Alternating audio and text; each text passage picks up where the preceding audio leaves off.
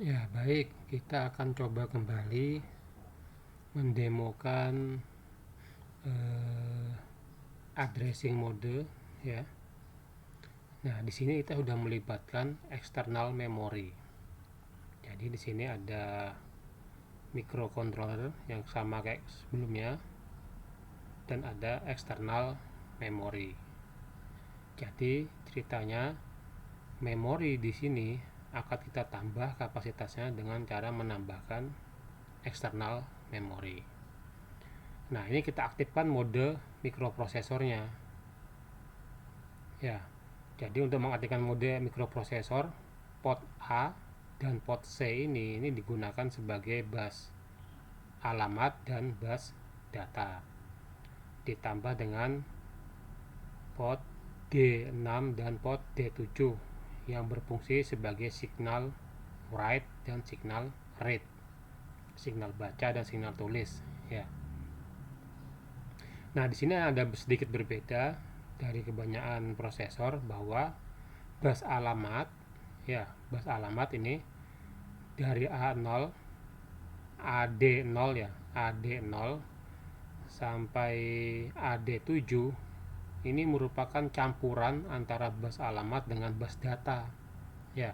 Jadi bus alamat dan bus data ini digabung disingkat dengan AD0 sampai AD7. Nah, di sini ada 8 buah bus alamat dan 8 buah bus data. Ya. Jadi untuk memisahkan antara alamat dan data ini digunakan komponen ini. Ini namanya D flip flop. Ya. D flip flop ini dia bekerja menggunakan signal ALE. Ini ALE. ALE ini didapat dari pin PE1. ALE ini singkatan address flag enable. Ya, jadi dia gunanya untuk memisahkan antara alamat dan bus data. Nah, jadi nanti output dari D flip flop ini, outputnya di sini, ini sudah merupakan alamat, ya. Jadi yang sisanya di sini adalah data. Nah, begitu ceritanya ya. Jadi ini prosesornya sedikit berbeda, tapi tidak ada masalah ya. Yang penting kita di sini memahami bagaimana caranya dia mengakses memori eksternal. Nah, masih ingat materi sebelumnya untuk mengakses memori ini ya. Di sini digunakan bus address. Bus address yang di sini ya di memori ini digunakan untuk mengakses cell array yang ada di memori. Ya, jadi A0 sampai A12 ini bernilai dari 0000 sampai semuanya 1. Ya, jadi ini bisa kalian konversi nantinya. Dari A0 sampai A12 ini bisa dikonversi menjadi hexa misalnya ya, supaya mempermudah mengingat. Nah, di sini ini digunakan untuk mengakses cell array yang ada di dalam memori. Nah, tetapi perlu diingat sebelumnya, sebelum array memori sel yang ada di dalam ini bisa diakses, maka chip ini harus diaktifkan. Ya. Nah, untuk mengaktifkannya digunakan chip enable atau chip select. Nah, di sini memorinya di sini memiliki dua buah interface. Chip enable yang namanya CE not, ini ada tanda notnya, dan CS. Jadi ini bisa dipilih. Kalau sinyal aktifnya low, maka digunakan CE not. Kalau sinyal aktifnya high, maka digunakan CS. Nah, ini saya gunakan adalah CS karena sinyal aktifnya ini adalah sinyal high. Ya. Sedangkan read enable dan output enable ini dihubungkan ke signal baca dan tulis. Ini aktif low. Ya, jadi aktif low. Nah, sebelum kita bisa mengakses memori eksternal, maka kita harus mapping dahulu alamat dari memori eksternal. Ya, nah kemarin saya sudah jelaskan untuk mengaksesnya digunakan chip select atau chip enable dari alamat yang tidak terpakai. Ya. Nah, di sini ini alamatnya yang digunakan untuk mengakses sel memori dari A0 sampai A12, sedangkan alamat yang disediakan oleh prosesor dari A0 sampai A15. Jadi di sini 12 masuk ke memori ya. Sedangkan 13, 14, 15 itu tidak digunakan. Kalau semuanya digunakan untuk mengaktifkan chip select, maka dia dikenal dengan istilah full addressing ya. Kalau hanya sebagian saja, maka dia half addressing. Nah, ini kebetulan di sini digunakan seluruhnya. Maka ini dikenal dengan istilah full addressing. Nah, sekarang bagaimana caranya untuk mengaktifkan CS-nya ini? Tadi sudah saya katakan bahwa CS ini perlu sinyal high. Nah, di sini ada gerbang yang namanya gerbang N. Ya. Jadi gerbang N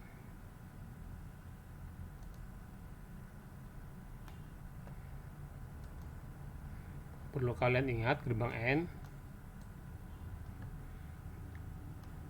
2 input atau 3 input dan seterusnya ya. Misal inputnya namanya A dan B, outputnya Y, maka jika inputnya 00, maka pasti outputnya adalah 0. Jika inputnya 01, maka outputnya adalah 0. Jika inputnya adalah 10, maka outputnya juga adalah 0. Jika inputnya 11, maka outputnya adalah 1 ya. Ini untuk gerbang N. Nah, berarti di sini karena dia 3 buah input, agar chip enable dari memori ini aktif, dia memerlukan sinyal high di A13, A14, A15 ya. Nah, di sini ya. Maka dia diperlukan sinyal aktif di A13, A14, A15. Dengan A0 sampai A12 ini diisi 0 atau address pertama, maka ini akan menjadi namanya memory offset. Ya. Istilahnya memory offset. Sampai ini memory offset. Jadi kalau ini bentuk binernya, ini bentuk heksanya ya. Jadi memory address ini dia dimulai dari alamat E0000.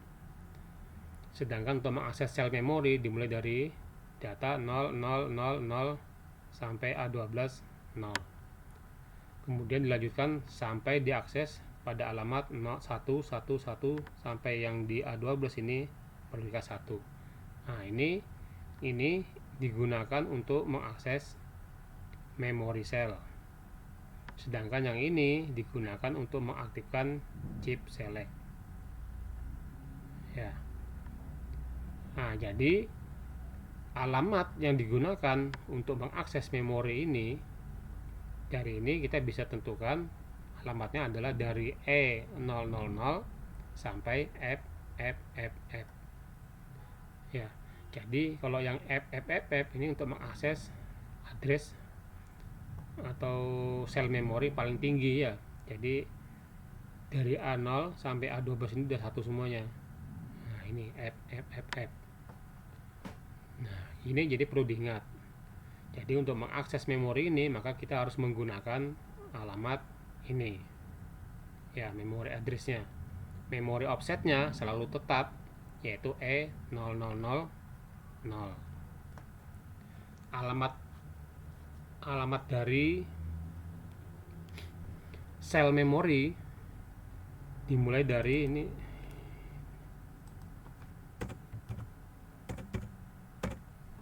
dimulai dari 000 sampai 1 FFF.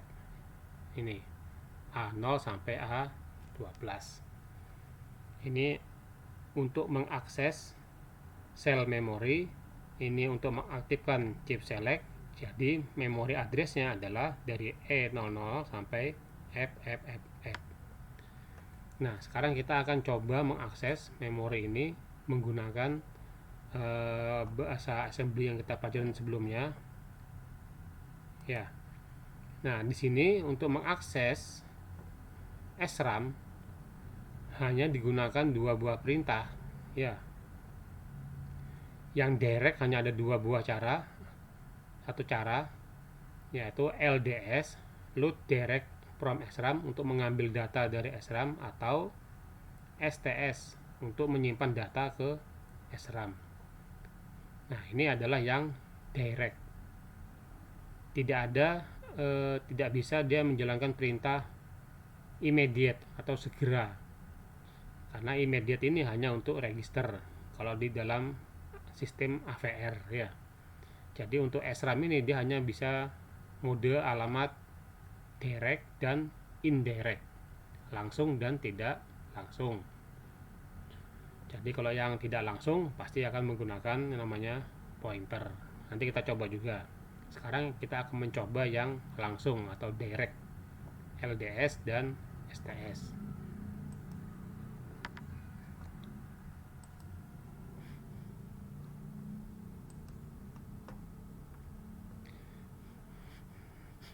Ya, ini programnya sudah saya buatkan. Nanti bisa kalian coba. Jadi di sini ada inisial awal ya. Ini inisial awal. Ini baris 20 dan 21 ini digunakan untuk menginisial stack pointer. Ya, tapi di sini kita belum menggunakan. Nah, kemudian baris 23 dan 24 ya, 23 dan 24 ini tidak boleh diubah. Ini nilai harus tetap seperti ini. Ini gunanya apa? Ini digunakan untuk mengaktifkan mode prosesor dari mikro ini ya, microcontroller ini, agar PA-nya ini, bus address-nya ya, ini diaktifkan. Karena kalau tidak digunakan baris ini, maka ini port address dan data ini akan berfungsi sebagai port A ya. Nah, jadi kita harus aktifkan dahulu. Nah, kemudian ini yang kemarin immediate, jadi menyimpan data ke register. Ini store STS direct sama ya, tapi ini alamatnya ini adalah alamat internal. Nah, sekarang yang di sini baris 28 sampai 29 ini adalah perintah untuk mengakses memori eksternal. Kita coba.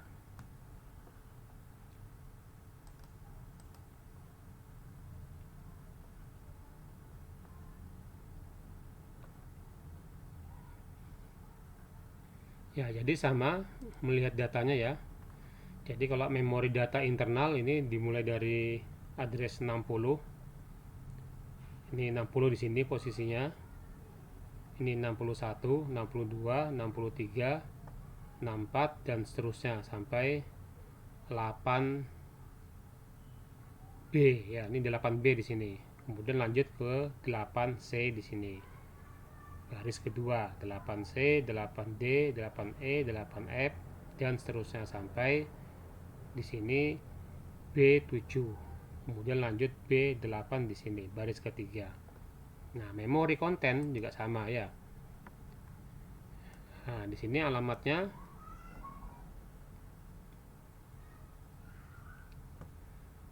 dari sini, dari 00 ya, alamatnya dari 00 sampai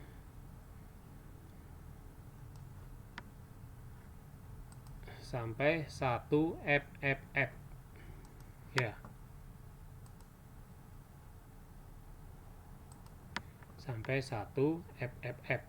Nah, di sini 1 FFF ini F8, F9, A, FB, 1 FFC, D, E, dan F. Ya, jadi ini. Jadi alamat memori ini sampai 1 FFF. Nah, sekarang kita akan coba simulasikan.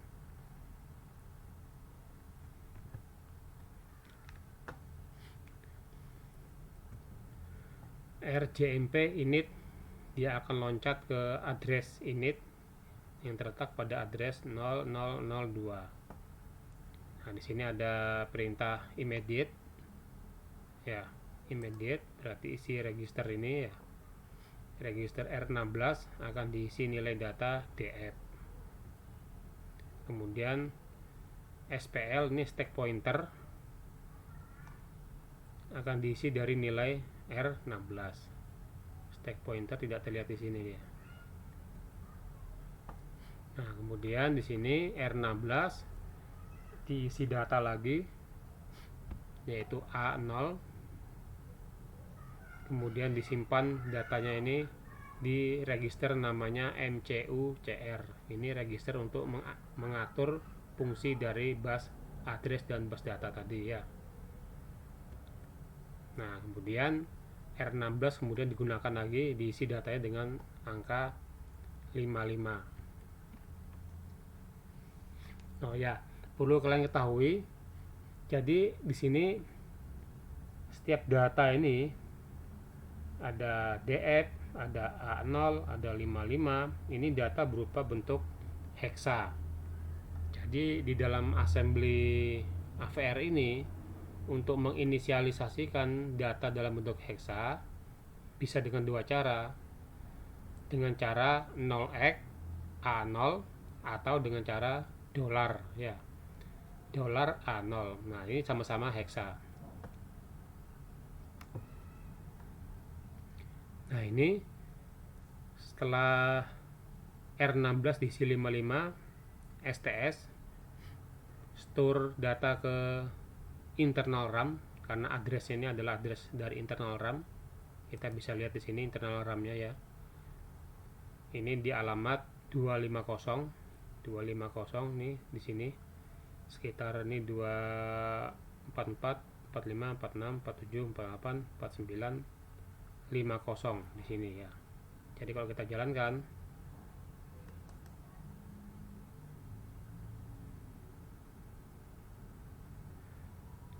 salah ya di sini ya.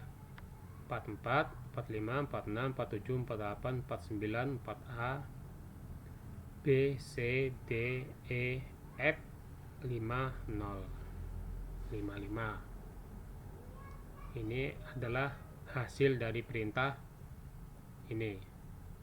Jadi ini adalah untuk mengakses memori internal. Nah, sekarang ini digunakan untuk mengakses memori eksternal. Nah, kita bisa lihat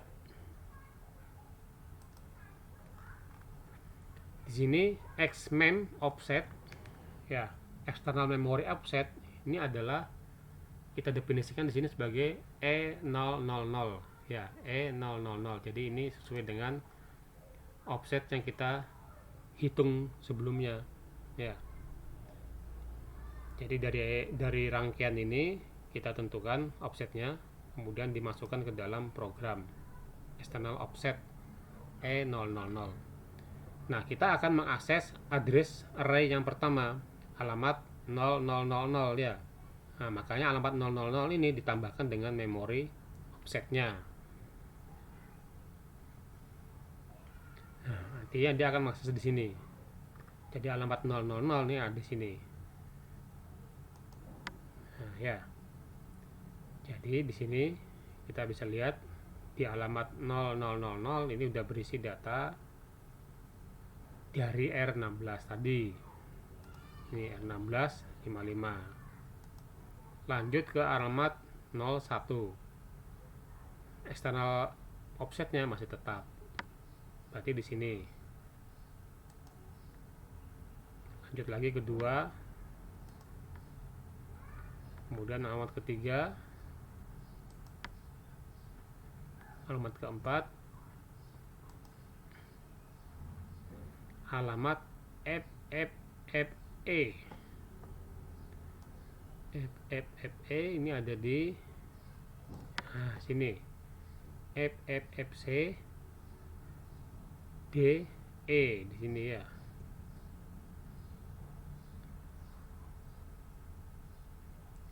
FF di sini.